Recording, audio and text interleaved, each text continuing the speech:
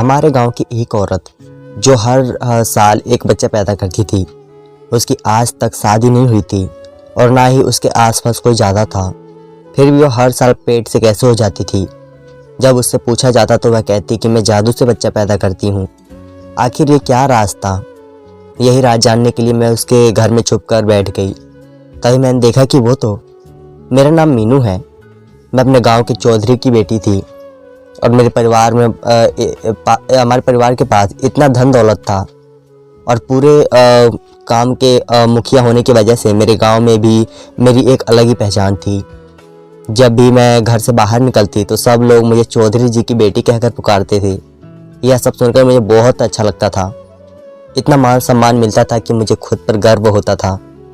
और पिताजी के पास धन दौलत की कमी ना होने की वजह से मैं एक बड़े स्कूल में पढ़ाई करती थी।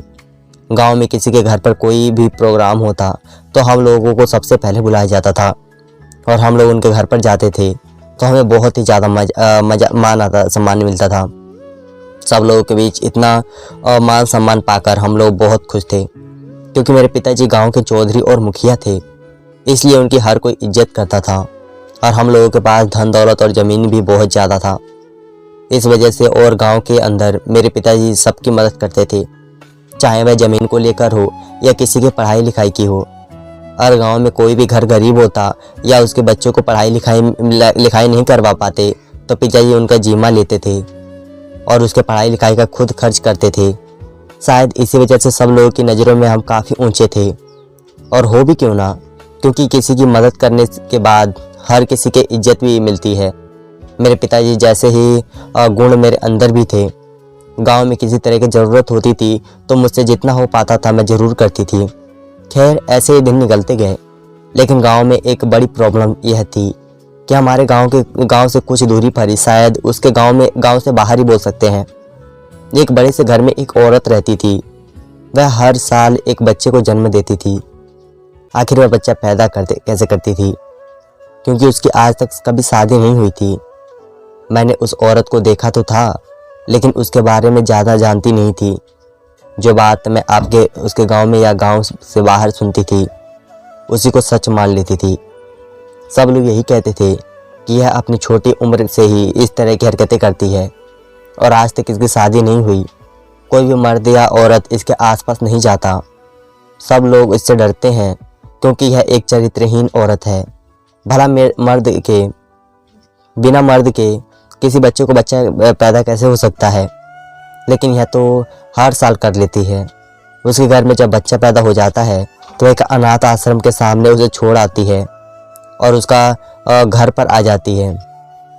कई बार उससे पूछा गया कि तुम बच्चे पैदा कैसे करती हो, तो वह बोल देती कि मेरे अंदर एक जादू है जिसकी वजह से मैं बच्चा पैदा कर लेती हूँ।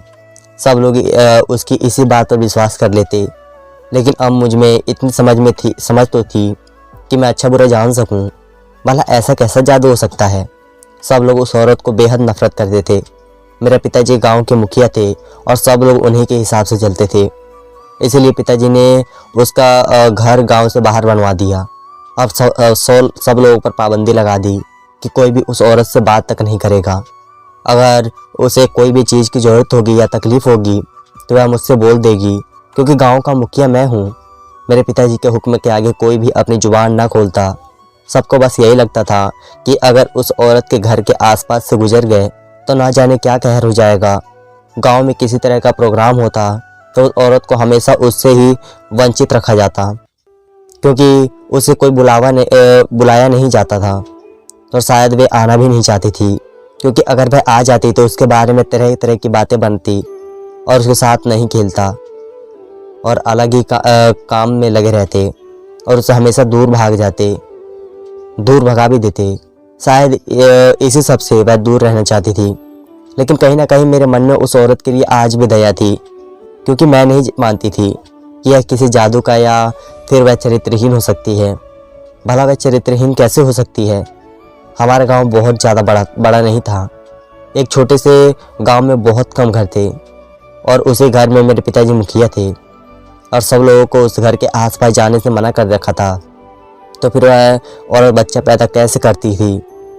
क्योंकि अगर वह चरित्रहीन होती तो उसके पास हर मर्द का आना जाना रहता। लेकिन कोई भी उसके पास आना जाना तो दूर, उसकी शक्ल भी नहीं देखता था।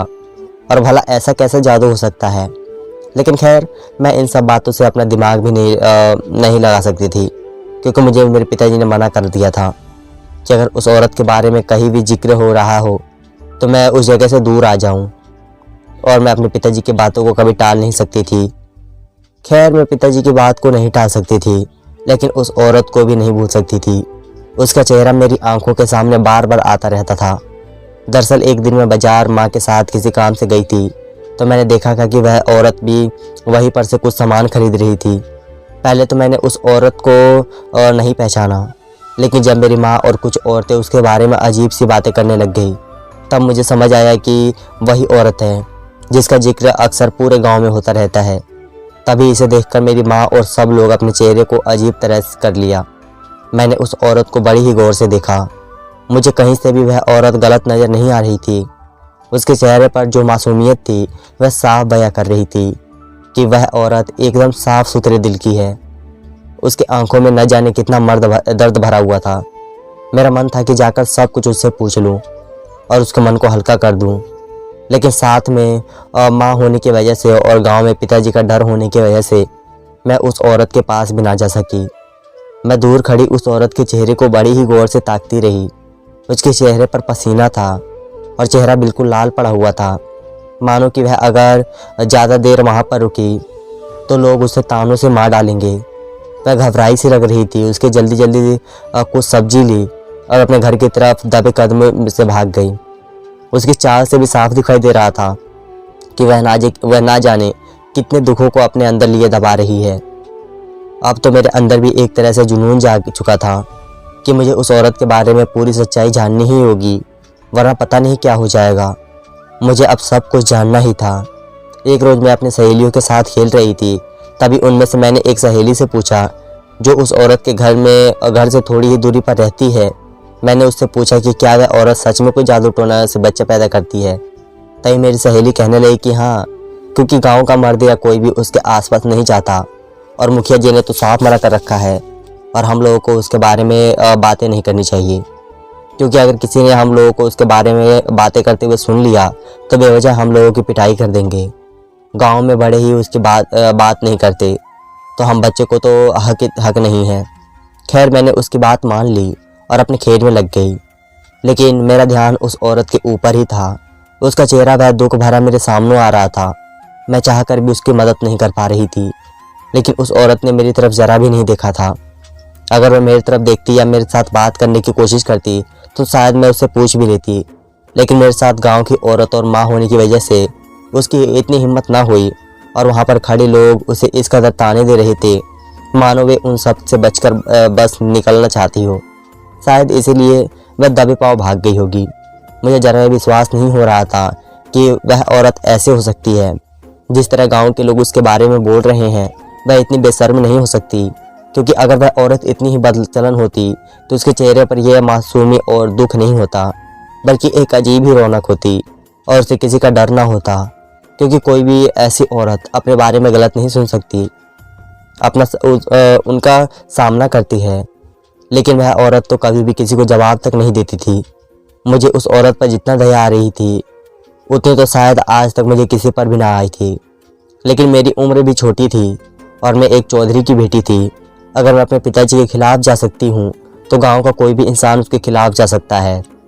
इसी डर से मैं कुछ ना कर सकी, क्योंकि पिताजी ने मुझे साफ मना कर रखा था कि जब तक मैं जिंदा हूँ मेरे हिसाब से ही सब कुछ होना चाहिए। और वैसे भी हम लोगों के गांव में जो हमारी इज्जत थी वह मिट्टी में नहीं मिलाना चाहती थी, लेकिन मैं उस औरत के बिना सच जाने बिना नहीं छोड़ सकती थी। खैर, इसी सोच विचार करते करते ऐसे ही दिन निकलते गए।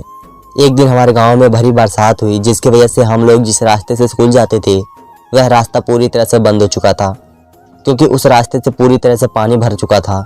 वहां पर जाने के लिए कोई तरह की व्यवस्था नहीं थी, इसलिए हमें दूसरा रास्ता बदलकर स्कूल तरफ जाना पड़ा, जो रास्ता उस औरत के घर के पास से ही निकलता था। दरअसल पहले हम उसी रास्ते से स्कूल जाते थे, लेकिन मेरे पिताजी ने पूरे गांव में घोषणा कर दिया कि वह औरत के घर के आसपास जो रास्ता जाता है उस रास्ते से कोई भी आना जाना नहीं करेगा। और हम बच्चों का भी स्कूल जाने के लिए उस रास्ते का इस्तेमाल करना बंद करवा दिया और दूसरे रास्ते से हमें स्कूल जाने के लिए बोल दिया गया। दरअसल यह दूसरा रास्ता काफ़ी देरों से स्कूल तक पहुंचता था, लेकिन फिर भी पिताजी का आदेश था तो सब लोगों को मानना ही था। लेकिन अब बरसात की वजह से उस पूरे रास्ते में पानी भर गया और बिल्कुल भी जाने के लिए जगह नहीं थी। इसलिए हम लोगों ने उस औरत के घर के पास वाले रास्ते से जाने का सोचा। दरअसल मेरी सहेलियाँ तो उस रास्ते से नहीं जाना चाहती थी। वह कहने लगी कि जब तक हमारे घर वाले नहीं बोलेंगे तब तक हम उस रास्ते से नहीं जाएंगे। अगर तुम्हें जाना है तो तुम चली जाओ। लेकिन मैं अपना स्कूल नहीं छोड़ना चाहती थी, इसलिए वह लड़कियाँ तो अपने घर पर चली गई, लेकिन मैं तो उसी रास्ते से स्कूल की तरफ बढ़ने लगी। मेरे मन में जरा भी नहीं था कि मैं आज जो देखूंगी उसे देखकर तो मेरी ज़िंदगी पलट जाएगी।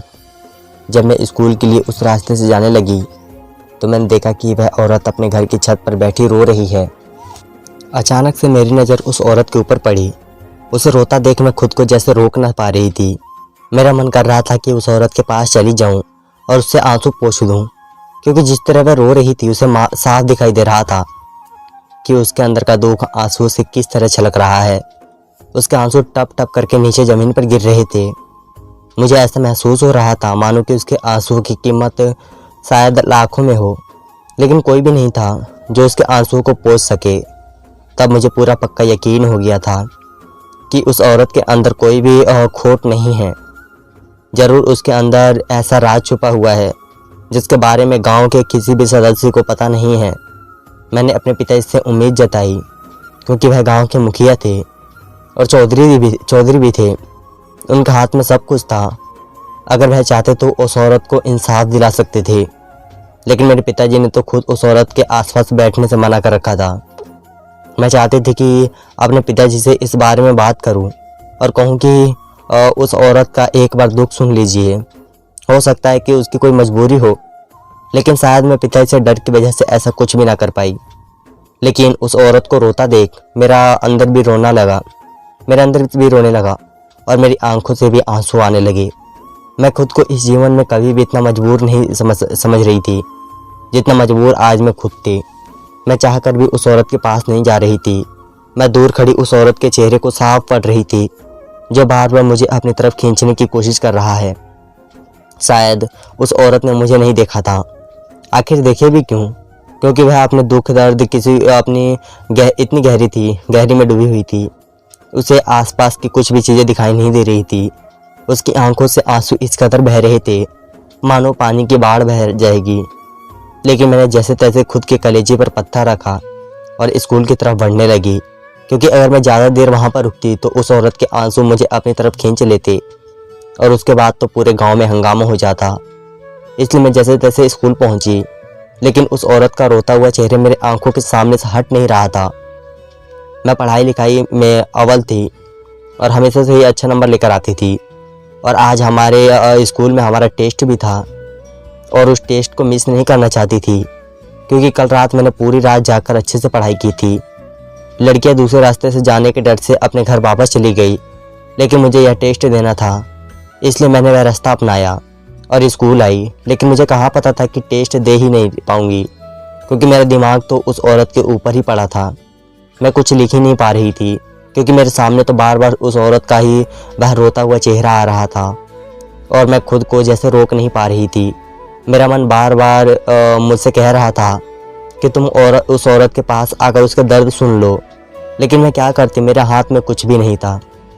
आज मैंने अपने टेस्ट में कुछ भी ना लिखा और खाली कॉपी टीचर को पकड़ा दी। मेरे कुछ भी ना लिखने पर शायद टीचर को बहुत अचंभा हुआ। उन्होंने अपने पास मुझे बुलाते हुए कहा कि क्या हो गया है तुम्हें, तुम आज कभी भी किसी भी टेस्ट में पहले स्थान पर ही आई हो, लेकिन आज तुमने पूरी तरह से कॉपी खाली छोड़ दी। जिस तरह टीचर मुझसे पूछ रही थी, मेरे मन में एक बार के लिए तो ज़रूर आया कि उस औरत के बारे में मैं टीचर से कह दूं, लेकिन फिर मेरे मन में आया कि टीचर भी इसी गांव की है और अगर इन्हें पता चल गया है कि इस औरत को लेकर मेरे मन में इस तरह के ख्याल आते हैं, तो यह बात पिताजी तक पहुंचाई जाएगी और उसके बाद पिताजी मुझ पर बेवजह गुस्सा करेंगे। इसलिए मैंने अपनी तबीयत ख़राब होने का बहाना बनाया और अपनी बस्ता उठाकर घर की तरफ आ गई। जब मैं उस रास्ते से वापस नहीं आना चाहती थी, क्योंकि सुबह जब मैंने उस औरत का वो हाल देखा था तो अभी तक मैं खुद को संभाल नहीं पाई। अगर दोबारा से वह औरत मेरे सामने आ जाती तो मैं खुद को रोक ना पाऊंगी। इसलिए मैं उस पानी से ही निकलकर घर की तरफ चल पड़ी।